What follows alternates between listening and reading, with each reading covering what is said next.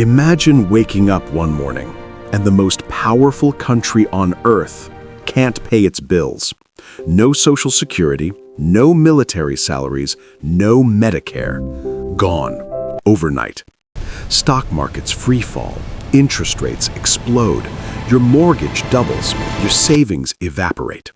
This isn't a dystopian movie. This is what happens if the United States defaults on its debt. In the next 5 minutes, we're going to walk you through exactly what happens, hour by hour, when the world's most trusted economy breaks its promise, and why it's closer than you think. First, what is the debt ceiling? Think of it as a credit card limit, set by Congress for the entire country. When the government spends more than it earns in taxes, it borrows. It issues bonds, promises to pay back with interest, and the world buys them, because the U.S. has never, ever failed to pay. Until now. The U.S. has raised its debt ceiling over 78 times since 1960. Every single time, Congress blinked. They raised the limit, kicked the can, and moved on. But each time it gets closer, more political, more dangerous. In 2011, the standoff got so bad, S&P downgraded U.S. credit for the first time in history. The market dropped 17% in 2 weeks, and that was just a warning shot. What happens if next time they don't raise it? Let's play it out. Day 1 of a U.S. default. The Treasury announces it cannot make its scheduled debt payment. The bond market reacts within seconds. Traders worldwide begin dumping U.S. Treasury bonds, the asset that literally backs the global financial system. Their value collapses. Yields spike. Within hours, the S&P 500 opens and immediately halts trading. Stocks across every sector plunge. $10 trillion in global market value gone before noon. The Federal Reserve holds an emergency meeting, but there's a problem. Their primary tool to stabilize markets is interest rates, and those rates are already a weapon pointed at the American people. By day 2, the dollar begins to weaken. Countries that hold U.S. reserves, China, Japan, Saudi Arabia, start making moves, quietly, then loudly. By day 3, the credit rating agencies act. The United States of America loses its AAA credit rating, the last pillar of financial trust, gone. Here's where it hits home. This isn't just Wall Street. This is your life. Mortgage rates, already climbing, could spike to 9, 10, even 11% almost overnight. The housing market doesn't slow down, it stops. Credit cards, car loans, student debt, every interest rate tied to U.S. Treasury yields goes up. Millions of Americans fall behind, not because they spent too much, because the government did.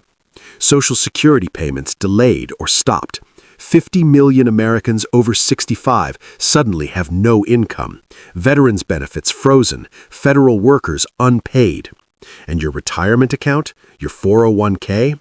In a full default scenario, the stock market doesn't recover in days.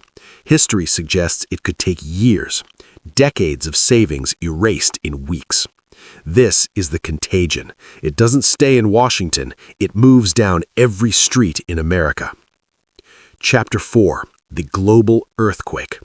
But America doesn't fall alone. The U.S. dollar is the world's reserve currency. Nearly 60% of all global trade is conducted in dollars. When the dollar cracks, the world cracks with it. Emerging markets, countries that borrowed in dollars, suddenly face crushing repayment costs as the dollar becomes unstable. We're talking about entire nations in financial distress. China, which holds an estimated $800 billion in U.S. Treasury bonds, begins to liquidate, not out of panic, out of strategy. This is the moment Beijing has been waiting for. Other nations accelerate their move away from the dollar. BRICS nations had already been building alternatives. A U.S. default gives them the justification they need. The world doesn't just lose faith in the dollar, it loses faith in the system the dollar built. Here's the darkest part. We've never actually defaulted, but we've come terrifyingly close. In August 2011, the U.S. was within hours of missing a payment. hours. In 2023, Treasury Secretary Janet Yellen warned Congress that the U.S. could run out of money as early as June 1st, the so-called X date, the point of no return.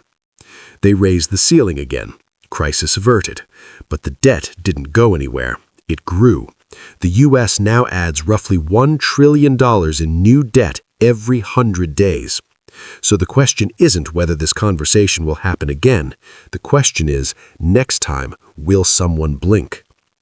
First, understand that diversification isn't just an investing strategy. In scenarios like this, it's financial survival. Gold historically surges in debt crises. International assets hedge against dollar weakness. Cash reserves give you options when credit markets freeze. This isn't about fear, it's about architecture. The architecture of your financial future, built to survive what the government cannot guarantee. The United States has never defaulted, but it has never carried this much debt either. The system is under pressure it was never designed to hold. Every time you hear debt ceiling in the news, remember this video. Remember what's actually at stake, not just for Wall Street, for your street. The financial system is a story, and most people never learn to read it. We're here to change that. Subscribe to Fiscal Architecture to uncover the truth behind the financial system.